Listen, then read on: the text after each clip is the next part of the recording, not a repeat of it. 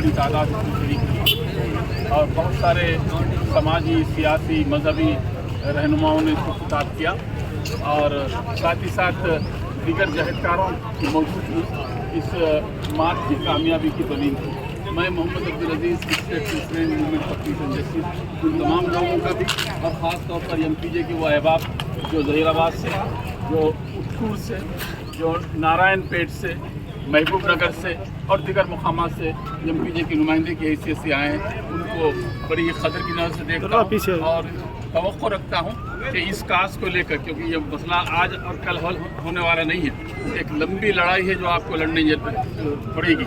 ये एक तरह की आसाबी जंग है और आसाबी जंग के अंदर आदमी थक जाता है। मैं कहता हूँ थकिए मत, तैयार रहिए और इनका मुकाबला कीजिए और इंशाअल्लाह कामयाबी हमेशा उन लोगों की होती है जो हक़ के साथ है। आज जो लोग आए थे, बड़ी तल्ख़ हकीकत बताता हूँ, उनकी कामयाबी की जो दलील मेरे पास है, उनमें से एक भी ऐसा नहीं था जिसने औक़ाफ़ की जायदादों पर कब्ज़ा किया। ये इस कामयाबी की सबसे बड़ी दलील है। और जो लोग आए थे बशुमूल आपके, उनको लाया नहीं गया किराए पर, बल्कि वो खुद अपने तौर पर आए हैं। यह है फ़र्क। अगर समझने वाले के लिए इतना इशारा काफ़ी है। फातबरू या उलिल अब्सार, ऐ आँख वालों, तुम इबरत की निगाह से देखो। आज जिस मुकाम पर तुम पहुँचे हो, तुम्हारी नाकामी के असबाब तुम्हारे अंदर पाए जाते हैं और तुम उसे दूसरों के अंदर तलाश करते हो। आज जहाँ पर हम खड़े हैं, ये होना तो ये चाहिए था कि हज़ारों नहीं लाखों लोग यहाँ पर जमा हो जाते, लेकिन अगर ये मिल्लत भी सिर्फ़ और सिर्फ इस तरह की ज़िंदगी गुजारे कि मसाइल आते रहे, मसाइल जाते रहे, औक़ाफ़ी जायदादें बिकती रही और हम खामोश रहे। मैं आखिरी बात एक सवाल के तौर पर आपको छोड़ कर जाता हूँ, उस पर गौर कीजिए और सोचिए आपके दिल से क्या आवाज़ आती है।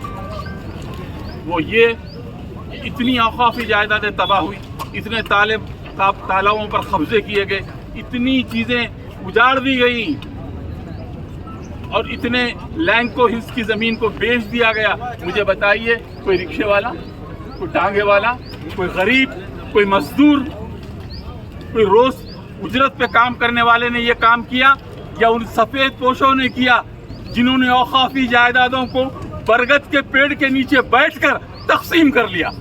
ये लोग हैं जो यतीम का माल खाते हैं और जो यतीम का माल खाते होता हूँ। अभी आप सिलसिला जारी रहेगा जद्दोजहद का और लोग थक जाएंगे, लेकिन वो लोग नहीं थकेंगे जिन्हें अल्लाह से उम्मीद है, और जिनको हुकूमतों से उम्मीद है वो लोग थक जाएंगे और महसूस करेंगे आइंदा आने वाला मौरिक ज़रूर लिखेगा। कुछ लोग थे जिनके पास वसाइल नहीं थे, माल नहीं था, दौलत नहीं थे, असबाब नहीं थे, लेकिन उनके अज़्म जवान थे, उन्होंने मुकाबला किया।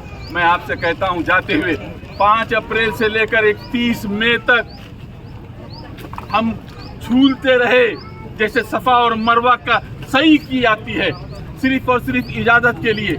कौन थे जिन्होंने इसको रोका? कौन थे जो नहीं चाहते थे कि आज का इजलास हो? कौन थे जो मुसलमानों को खुद औक़ाफ़ी जायदादों के तहफ़्फ़ुज़ से रोक रहे थे? अगर आप जिस दिन इनको पहचान लेंगे, अपनी तारीख़, अपनी तक़दीर एक बार फिर लिखेंगे। अगर इनको नहीं पहचानेंगे तो फिर समझ जाइए कि फिर धोखा खाएंगे आप, और ये जो बाजीगर हैं फिर आपको धोखा देंगे और आपको जो है वादों के अंदर रखेंगे।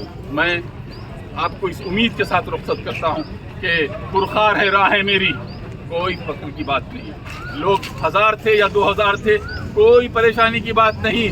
मैदान बदर में कितने थे? 313। 313। बोलिए ज़ोर से, 313। करबला के मैदान में